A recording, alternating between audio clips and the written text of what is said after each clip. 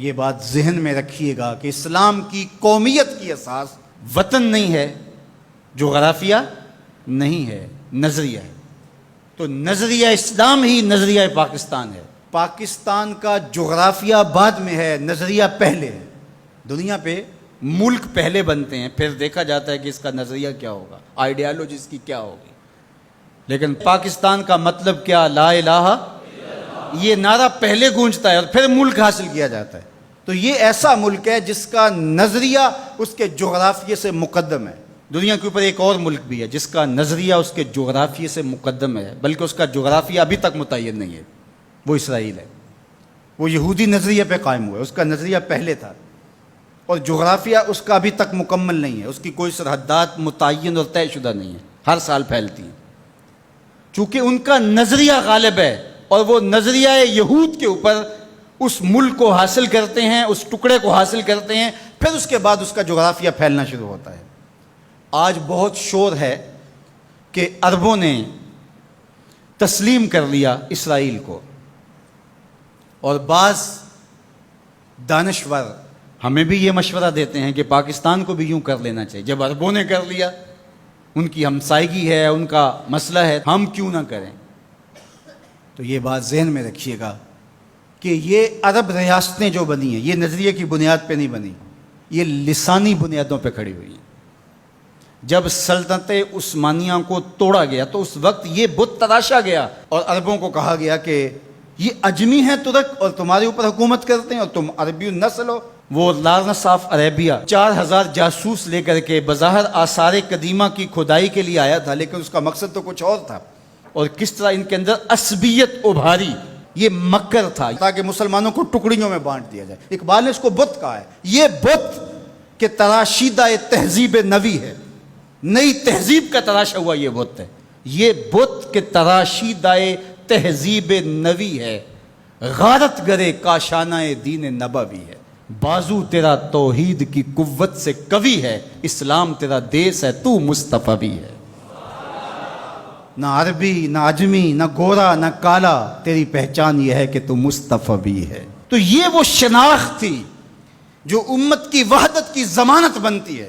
تو آج اگر کسی ایک ملک نے تسلیم کر لیا ہے اور کل دوسرا ملک تسلیم کر لے گا، لیکن میں آپ کو ایک بات بتاؤں اور وہ غور سے سن لو، وہ یہ کہ ساری دنیا بھی اسرائیل کو تسلیم کر لے، پاکستان تسلیم نہیں کرے۔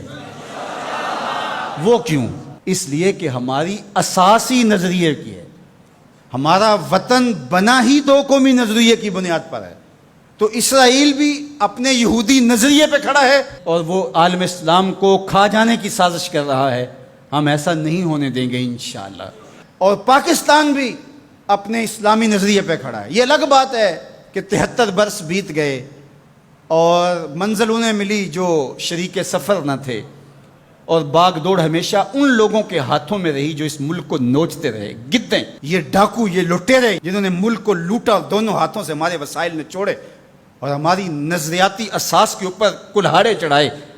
اور کبھی انہوں نے کہا کہ یہ ایک لکیر ہے درمیان کے اندر، کبھی کہا وہ بھی آلو کھاتے ہیں، ہم بھی آلو کھاتے ہیں۔ یہ کیا قائد اعظم کو نہیں پتا تھا؟ یہ علامہ اقبال کو نہیں پتا تھا؟ جن لوگوں نے قربانیاں دیں، جن ماؤں کی چھاتیاں کاٹ دی گئیں، عزتیں بچانے کے لیے کنویں میں چھلانگیں لگائیں، یہ کتنی دردناک کہانیاں ہیں۔ ماں کی گود سے بچہ چھینا جاتا ہے اور یوں ہوا میں اچھالا جاتا ہے، اور پھر کرپان سے اس کے ٹکڑے کیے جاتے ہیں اور پٹک کے زمین پہ مارا جاتا ہے اور اس کے اعضاء بکھر جاتے ہیں، لیکن ماں رونے کی بجائے کہتی ہے پاکستان کا مطلب کیا؟ لا الہ الا اللہ۔ کیا یوم حساب نہیں آنے والا جنہوں نے اس ملک کو نوچا ہے، اس ملک کے نظریات پہ کلہاڑے چلائے ہیں، مختلف جگہوں پہ بیٹھ کر کے اس ملک کو کھوکھلا کرنے کی کوشش کی ہے؟ وقت آنے والا ہے، یہ ملک مٹنے کے لیے بنا ہی نہیں ہے، یہ قیامت تک قائم رہنے کے لیے معرض وجود میں آیا تھا۔ یہ ملک امانت ہے اللہ کی ہمارے پاس، یہ رسول اللہ کی نگاہوں کا فیضان ہے۔ میرے عرب کو آئی ٹھنڈی ہوا جہاں سے، میرا وطن وہی ہے، میرا وطن وہی ہے۔ میں یہ بات ہر سال کہتا ہوں کہ اللہ رسول کے ساتھ تو ہماری محبتوں کا رشتہ لازوال ہے، لیکن اس ملک کے ساتھ ہم ٹوٹ کے محبت کرتے ہیں، اس لیے کہ اس ملک نے اسلام کی نشأت کے لیے بنیادی پلیٹ فارم بننا ہے۔ پاکستان سرخرو اور بامراد ہوگا، اللہ ایسے رجال یہاں سے پیدا کرے گا۔ بس آپ اپنے حصے کا کام کریں، جو آپ کی ذمہ داری ہے اس کو نبھائیں۔ جمعۃ المبارک میں حدیث پاک میں ہے کہ ایک ایسی گھڑی ہوتی ہے جس میں ہر دعا قبول ہوتی ہے۔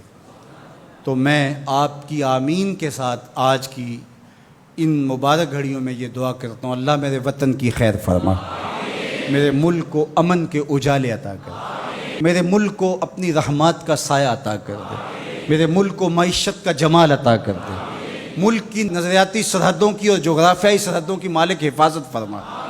اللہ جو اس ملک کو میلی نظر سے دیکھے اس کو خاصر و برباد کر دے۔ پاک فوج کی قدم قدم پہ حفاظت فرما، پاکستانی قوم کی خیر فرما۔